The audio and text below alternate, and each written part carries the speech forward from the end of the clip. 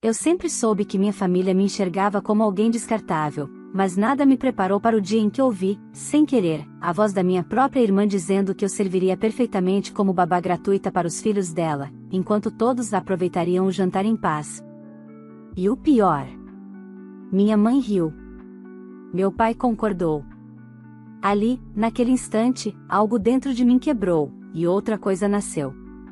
Eles achavam que eu continuaria quieta, carregando responsabilidades que nunca foram minhas, suportando desprezos que chamavam de brincadeira. Mas, pela primeira vez, eu decidi virar o jogo, e a consequência do que fiz mudou para sempre o destino da nossa família. Se você acha que já viu histórias de vingança emocional, espere até ouvir o que aconteceu quando eles descobriram que eu não era mais a filha submissa que estavam acostumados a controlar. Olá, seja bem-vindo ao canal Histórias Surpreendentes. Curta e se inscreva nesse canal, aproveite e ative as notificações. Comente aqui de qual cidade você está assistindo, vou adorar saber e deixar um coração no seu comentário. Eu sempre soube que, na minha família, existia um lugar que nunca seria meu. Cresci assistindo meus pais elogiarem minha irmã mais nova, Lívia, como se ela fosse uma joia rara, mesmo quando fazia birras, quebrava coisas ou inventava histórias para me colocar em apuros. Eu, Mariana, era a filha que entende, a que não dá trabalho, a que pode esperar. É fácil ignorar quem nunca exige nada. Com o tempo, entendi que, para eles, eu era uma extensão funcional da casa, útil, silenciosa, previsível. Não lembro de quantas vezes ouviram minhas vitórias com desinteresse, mas vibraram com qualquer pequena conquista de Lívia. E quando ela se tornou mãe dos gêmeos, Theo e Lara, minha posição na hierarquia familiar ficou ainda mais evidente e mais incômoda. Meus pais a tratavam como uma santa sobrecarregada, mesmo quando Lívia se esquivava das responsabilidades parentais. Bastava ela suspirar para que todos corressem para ajudá-la. E eu, claro, era sempre a primeira opção. Nunca perguntavam se eu podia, presumiam que eu devia. Você é tão responsável, Mariana, diziam. Mas o que realmente queriam dizer era: você serve. Com o tempo, virei a babá oficial da família. Era eu quem buscava as crianças quando Lívia esquecia. Era eu quem cancelava compromissos quando ela dizia que estava cansada demais. Era eu quem recebia ligações no meio da noite para quebrar um galho. E, em silêncio, eu aceitava. Porque, no fundo, ainda ansiava por um reconhecimento mínimo. Uma vez por ano, talvez. Uma frase sincera. Um obrigado. Mas ele nunca veio. Numa tarde de sábado, depois de um dia inteiro cuidando dos gêmeos, coloquei a louça na pia, exausta, tentando ignorar o peso constante de ser sempre a responsável por tudo. Quando o celular vibrou, atendi automaticamente, esperando alguma instrução de Lívia. Mas não houve cumprimento, nem perguntas sobre as crianças. Apenas ruídos, risos, talheres batendo, música de fundo. Ela não percebeu que a ligação havia completado. Então, ouvi palavras que destruíram tudo o que eu ainda tentava preservar dentro de mim. Vou deixar as duas crianças com ela e podemos aproveitar o jantar em paz, disse Lívia. A naturalidade com que falou meu nome, ou melhor, com que descartou meu nome, me deu um frio na espinha. Meu corpo inteiro ficou suspenso, como se eu tivesse sido arrancada da realidade. Mas, antes que eu pudesse processar, outra voz se somou ao fundo, a da minha mãe. Isso mesmo, um plano excelente. Assim nos livramos das crianças e daquela insuportável. Dessa vez, todos riram. Uma risada coletiva, livre, solta, como se tivessem compartilhado uma grande piada. E eu era a piada. A água continuou correndo na pia enquanto eu permanecia imóvel, segurando o celular como quem segura uma verdade que não queria ouvir.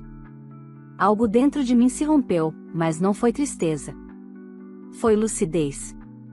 Não era a primeira vez que me usavam.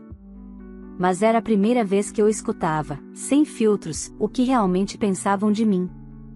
E, naquele instante, a última ilusão caiu. Não era falta de amor, era desprezo. E desprezo não se negocia. Desliguei a ligação devagar, como quem coloca um ponto final. Naquele segundo, decidi que nunca mais serei a conveniência de ninguém. Nunca mais deixarei que façam da minha vida um depósito de responsabilidades alheias. Nunca mais permitiria que rissem às minhas custas. Eles tinham acabado de abrir a porta para algo que jamais poderiam controlar, minha determinação. Eu, Mariana, a filha rejeitada, estava prestes a virar a página. Mas não da forma que eles imaginavam. A verdadeira história começaria agora, e, desta vez, seria eu quem daria as cartas. Depois de desligar aquela ligação, fiquei parada alguns minutos, sentindo o coração bater como se quisesse romper as costelas. A cozinha estava silenciosa, exceto pela torneira pingando e pelo som distante dos gêmeos brincando na sala. Parte de mim queria chorar. Outra parte, a parte que sempre se calou para manter a paz, desejava correr até meus pais e perguntar por quê. Mas a parte mais profunda, aquela que eu desconhecia até então, começou a se levantar dentro de mim. Não com ódio. Com clareza. Theo apareceu na porta com um dos carrinhos na mão, o cabelo bagunçado e o olhar inocente. Tia Mari, a senhora tá triste? Me agachei, passando a mão na cabeça dele. Não, meu amor. Tô só pensando. E era verdade. Eu não estava triste. Eu estava acordando. Nos dias que se seguiram, comecei a observar minha família com um novo olhar, como se, de repente, todas as máscaras tivessem caído. Lívia me tratava com a mesma arrogância de sempre, dando ordens como quem delega tarefas a uma funcionária mal remunerada. Meus pais, com sua entonação de autoridade moral, vinham sempre acompanhados de críticas disfarçadas de preocupação. Mas agora eu enxergava algo que antes não via, cada gesto deles era calculado. Cada pedido, interesseiro.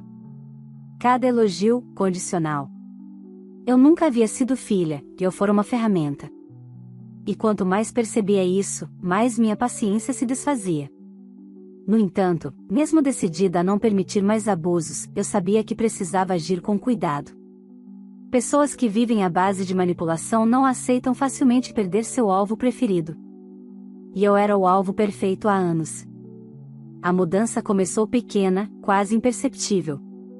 Quando Lívia me ligou para pedir que eu buscasse as crianças na escola porque ela estava exausta, respondi calmamente: hoje não posso, estou ocupada.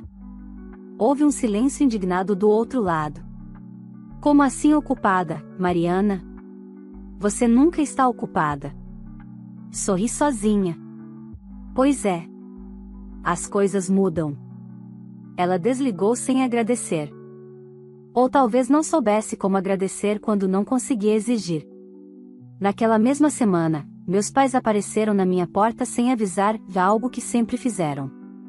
Meu pai bateu de leve e entrou antes mesmo que eu autorizasse. Minha mãe veio logo atrás, com o nariz empinado e aquele olhar de inspeção que ela achava discreto. Você sumiu, disse ela, sem rodeios. Não está agindo como você mesma. Estou agindo exatamente como eu mesma, respondi.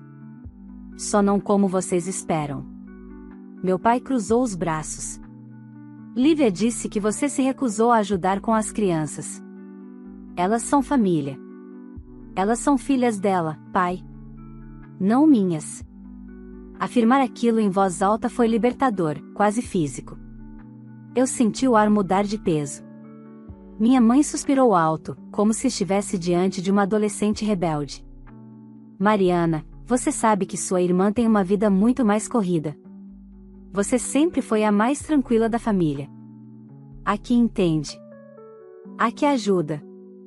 Pois é, respondi, mas ninguém perguntou se eu queria ser essa pessoa.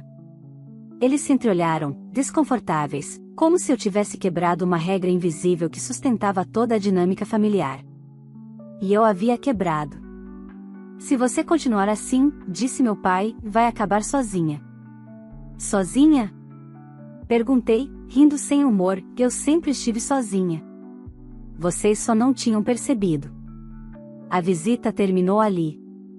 Eles saíram irritados, confusos e certos de que aquilo era apenas uma fase. Mas, dentro de mim, eu sabia, aquela não era uma rebeldia momentânea. Era o início de uma vida que eu deveria ter vivido desde o começo. E, enquanto fechei a porta atrás deles, senti algo pela primeira vez. Não medo. não tristeza. Eu senti poder. A partir daquele instante, entendi que minha transformação incomodaria muita gente, especialmente aqueles que dependiam do meu silêncio. E, embora eu não soubesse ainda, aquele era apenas o primeiro passo de uma mudança que faria meus pais e minha irmã pagarem caro pela forma como me trataram durante toda a minha vida. A reação da minha família ao meu novo comportamento foi rápida e previsível. Pessoas acostumadas a controlar alguém não sabem lidar quando a pessoa simplesmente para de obedecer.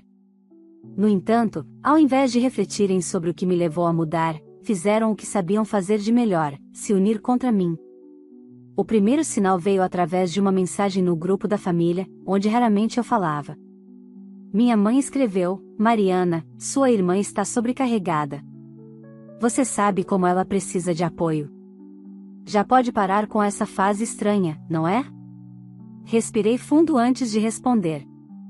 Não estou passando por fase nenhuma. Apenas não vou mais assumir responsabilidades que não são minhas. Alguns segundos depois, meu pai enviou apenas: ridícula. Não respondi. Não valia a pena. Mas a tranquilidade durou pouco.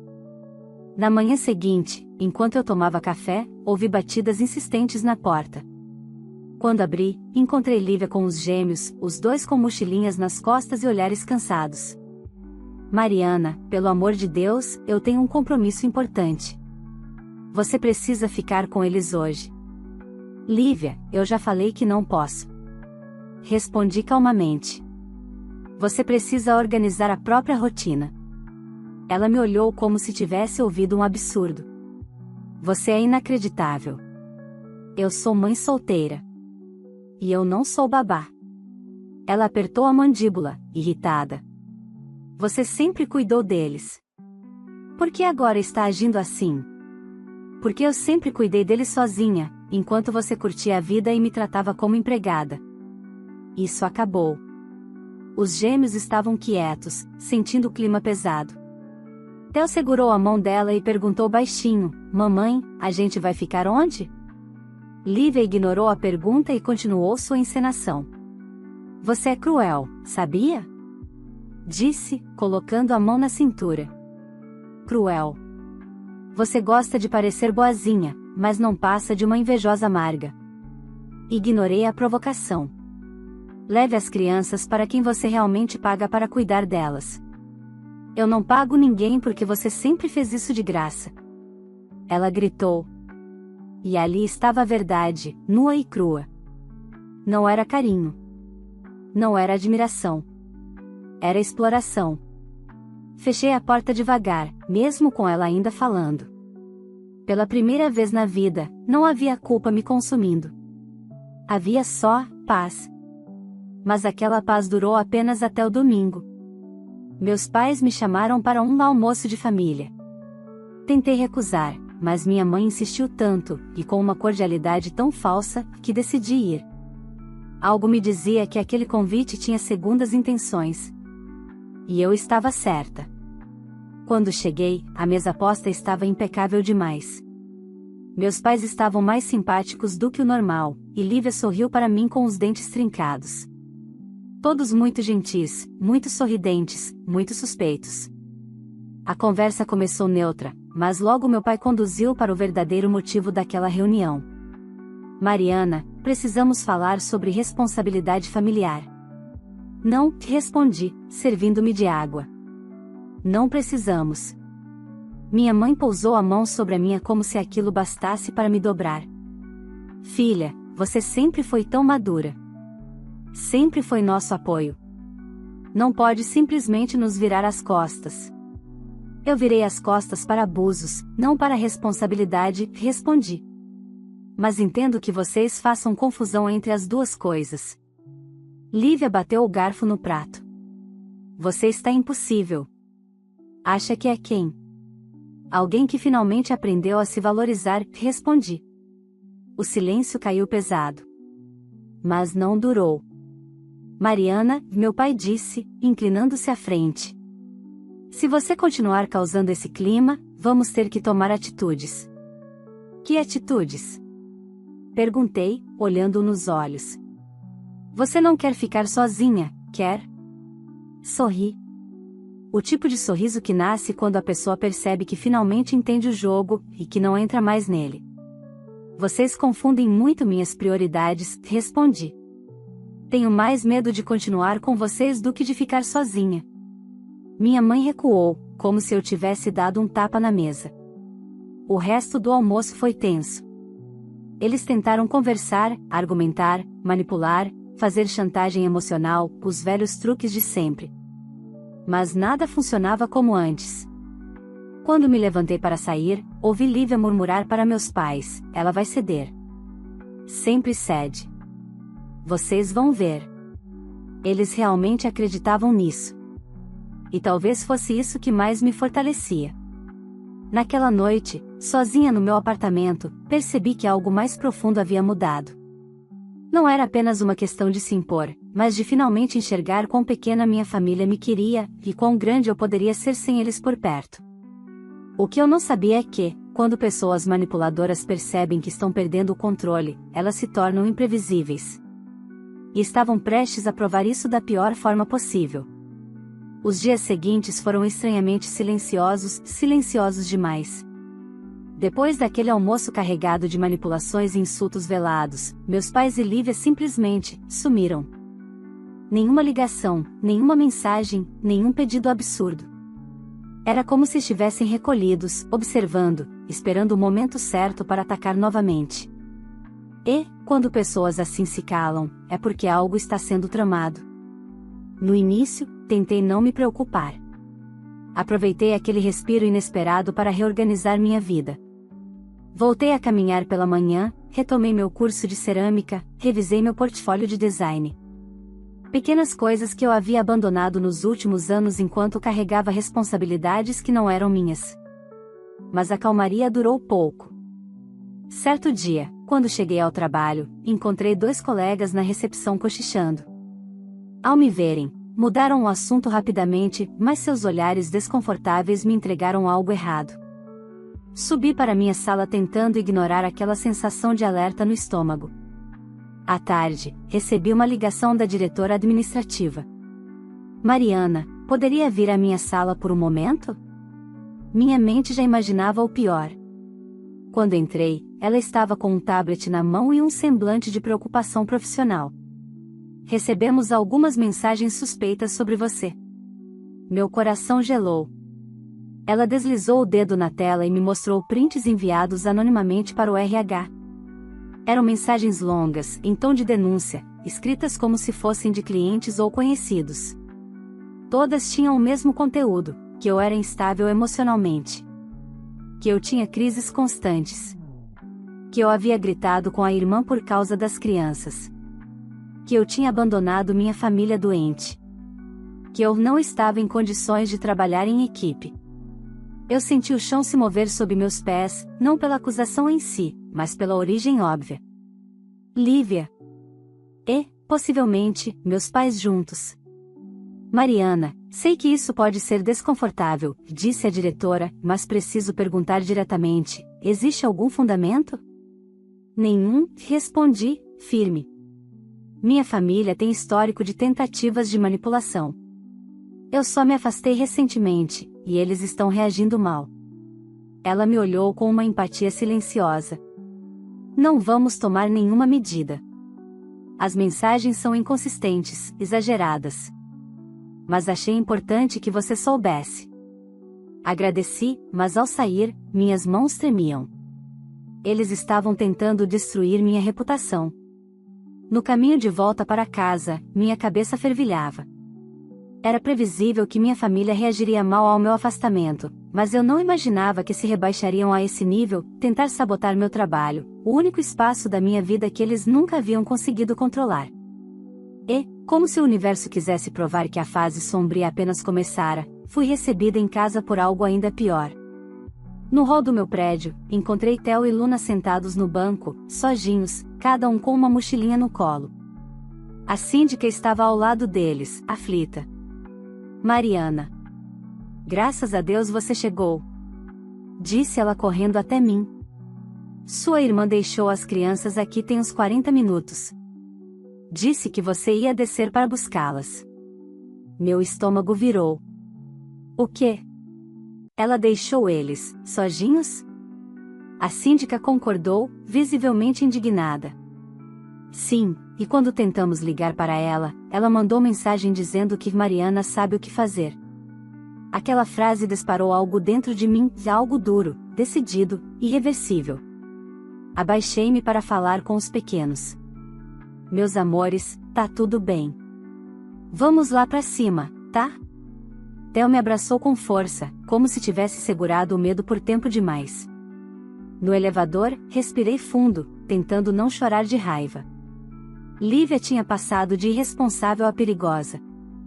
Que tipo de mãe abandona 2 filhos pequenos no saguão de um prédio? Quando cheguei ao meu apartamento, deixei-os brincando e peguei o celular.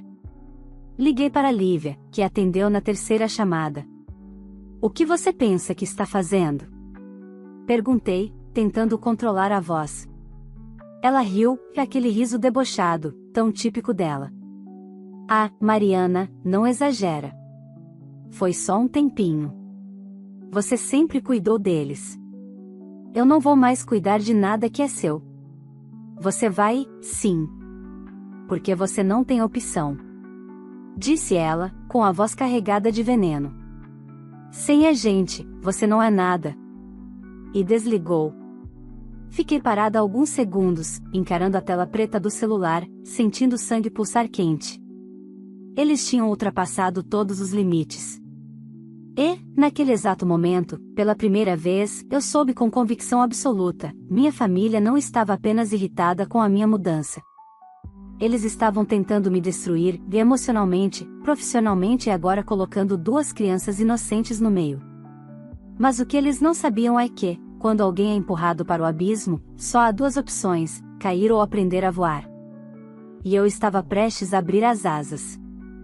Naquela noite, depois de colocar Theo e Luna para dormir no meu sofá, sentei-me à mesa e encarei o vazio da sala como quem encara uma encruzilhada. Eu sabia que minha família passaria dos limites, mas não imaginei que fariam isso tão rápido, e com tamanha crueldade. Meus pais e Lívia sempre acreditaram que eu era frágil, manipulável, moldável.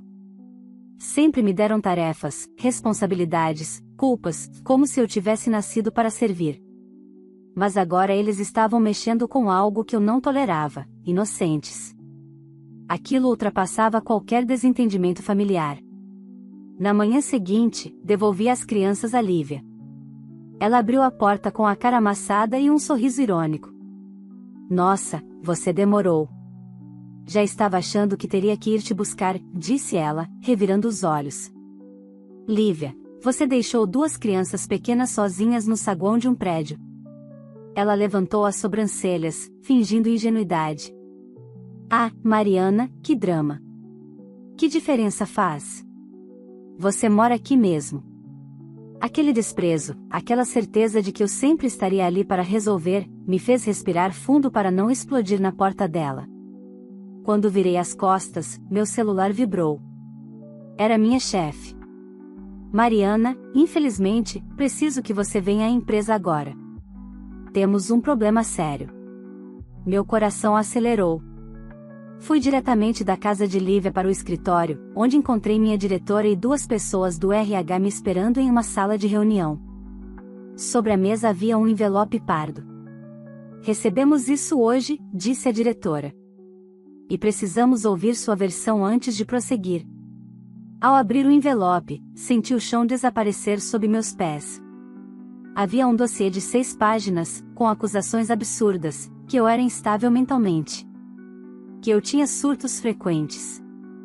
Que eu negligenciava crianças sob meus cuidados. Que eu usava o trabalho como refúgio para esconder problemas emocionais. E, no final, um parágrafo de preocupação familiar, solicitando ao RH que me afastassem por segurança.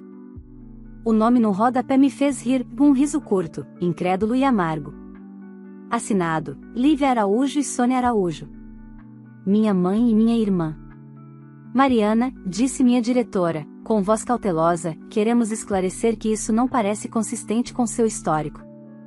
Mas precisamos entender o que está acontecendo.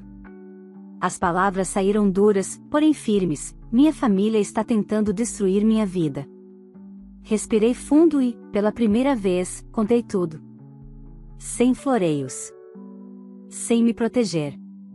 Contei sobre anos de manipulação. Sobre a ligação em que me chamaram de insuportável. Contei como Lívia abandonou as crianças no meu prédio. Contei que, desde que coloquei um limite, eles estavam tentando reverter tudo, inclusive usando mentira, difamação e chantagem emocional. A diretora me ouviu em silêncio, e quando terminei, balançou a cabeça com um pesar que não era só profissional. Mariana, não sei como você aguentou tanto tempo. Porque eu não sabia que podia sair, respondi. Elas garantiram que o RH arquivaria o dossiê como má-fé e me pediram para registrar tudo oficialmente, caso a situação evoluísse. E, infelizmente, evoluiu. Naquela mesma semana, recebi mensagens de números desconhecidos, falsas, agressivas, quase ameaçadoras. Perfis aleatórios nas minhas redes começaram a me atacar, claramente alimentados por informações internas. Alguém tinha espalhado boatos. Minha família estava tentando me isolar socialmente. Mas o que eles não sabiam é que eu já estava preparada. Eu havia gravado a ligação de Lívia. A ligação em que ela me chamava de babá de graça. A ligação em que minha mãe ria chamando as crianças de peso. A ligação em que elas confessavam estar planejando usar meus sobrinhos para se livrar de mim por uma noite inteira. Em outra época da minha vida, eu teria apenas engolido, chorado e seguido. Mas nesta fase, eu estava cansada de ser o tapete onde todos limpavam os pés. Eu reuni as provas. Organizei tudo. Anotei datas, horários, prints, áudios. E marquei uma consulta com uma advogada especializada em crimes contra a honra e alienação familiar. Eu esperava encontrar alguém sisudo e distante, mas encontrei Renata Vasconcelos, uma mulher calma, direta e estrategista. Contei tudo, sem omitir nada. Ela ouviu tudo com a atenção de quem monta um xadrez. Quando terminei, ela cruzou as mãos sobre a mesa e disse: Mariana, sua família não está tentando reatar laços. Eles estão tentando te destruir. Mas você tem provas demais. Podemos processar por difamação, calúnia, abandono de incapaz, exposição indevida de menores e perseguição. E, se você quiser, podemos entrar com uma medida protetiva. Minhas mãos tremeram por um segundo. Você acha que isso é necessário? Eu acho, ela respondeu com firmeza, que eles não vão parar enquanto não perderem tudo que acreditam controlar. Era isso. A guerra que eles começaram agora teria consequências. Quando saí do escritório da advogada, senti algo que não sentia desde a adolescência: poder. Não vingança. Não raiva. Poder, pelo simples fato de finalmente escolher a mim mesma. Mas enquanto eu caminhava para o meu prédio, algo em mim sabia: a retaliação da minha família viria. E viria pesada. Quando abri a porta do meu apartamento, encontrei um bilhete empurrado por baixo. A letra era da minha mãe. Você está destruindo nossa família. Não faça isso. Você vai se arrepender. Eu respirei fundo. O que eles ainda não entendiam é que a família já estava destruída há muito tempo, e eles só não perceberam quando queimaram as primeiras tábuas. E eu não seria a que iria reconstruir. A madrugada seguinte ao bilhete da minha mãe foi a mais silenciosa que já vivi. Não houve ligações, áudios ou batidas à porta. Pela primeira vez, o silêncio da minha família não parecia paz, parecia estratégia. E eu sabia exatamente o que aconteceria quando eles percebessem que eu não cederia. No dia seguinte, Renata, minha advogada, me ligou cedo: Mariana, sua irmã e seus pais acabaram de protocolar uma denúncia no conselho tutelar, alegando que você expôs crianças ao risco e abandono. Eu ri. Um riso seco, cansado, ferido. Eles realmente estão cavando o próprio buraco. Sim, respondeu Renata. E nós vamos deixá-los cair. Passei a manhã reunindo as provas, os áudios da ligação onde Lívia diz que das crianças que se virem, as imagens do prédio mostrando que ela deixou Theo e Luna sozinhos, e até as mensagens dela zombando de mim depois.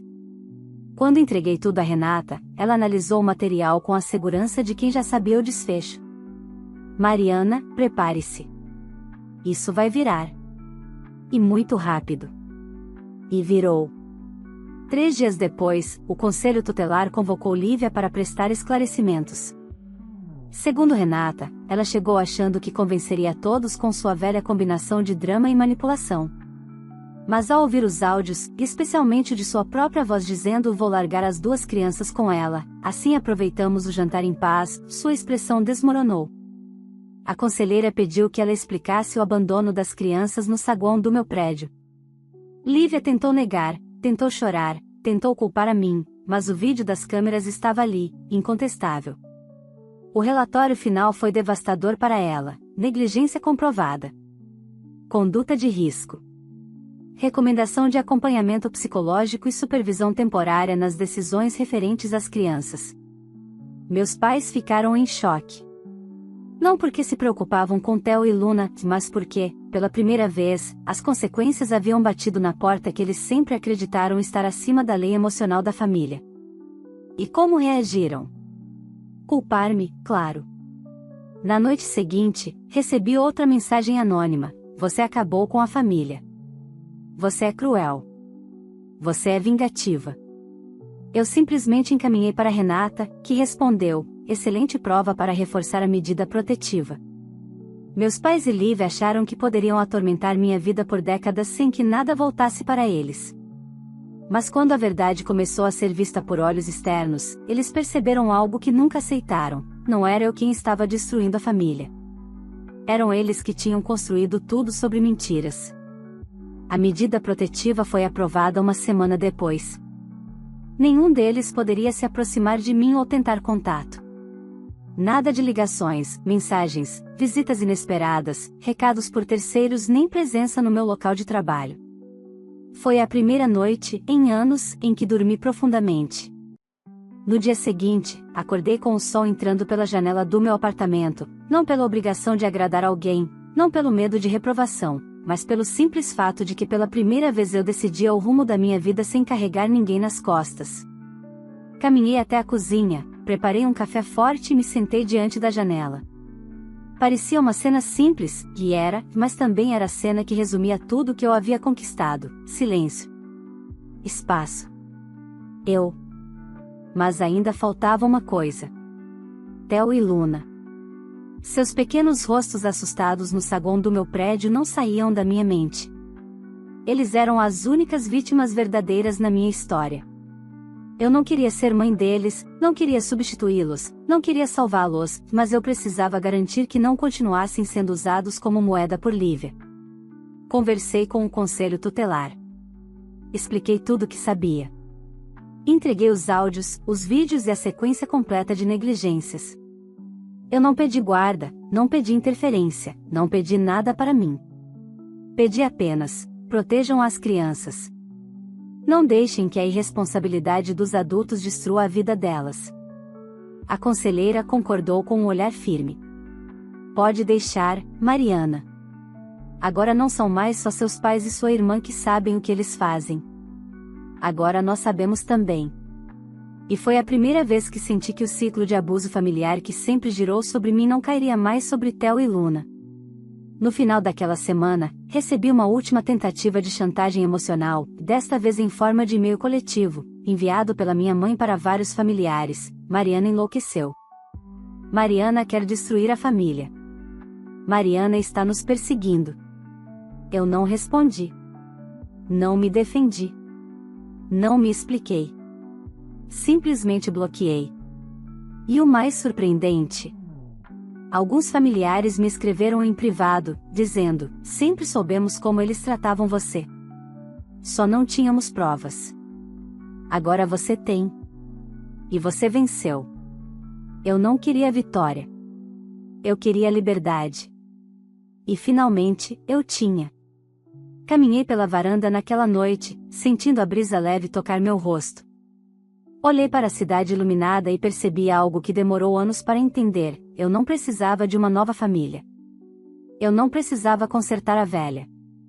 Eu não precisava ser amada por quem só sabia exigir. Eu só precisava de mim. Fechei a porta da varanda com um clique suave, um som tão simples, mas tão simbólico, e senti meu peito se encher de algo que nunca tive enquanto crescia dentro daquela casa que nunca foi minha: paz. E assim, com o coração leve e a consciência tranquila, decidi algo que mudou completamente o resto da minha vida: eu nunca mais voltaria para eles. E nunca mais deixaria que voltassem para mim. Gostou dessa história? Então não deixe de apoiar o canal. Sua participação é o que mantém esse espaço vivo e cheio de relatos emocionantes como o da Mariana. Curta o vídeo, porque isso ajuda muito o canal a alcançar mais pessoas. Inscreva-se e ative o sininho para não perder nenhuma das nossas próximas histórias. Compartilhe com alguém que também precisa ouvir essa mensagem sobre coragem, limites e libertação emocional. Agora eu quero saber de você: no lugar da Mariana, você teria feito o mesmo? Cortaria os laços e seguiria sua vida em paz, mesmo sabendo que a família tentaria te culpar por tudo? E me conte também, de qual cidade você está assistindo este vídeo? Quero passar nos comentários e deixar um coração especial para você. Obrigada por acompanhar até o final e fazer parte dessa comunidade. Nos vemos na próxima história.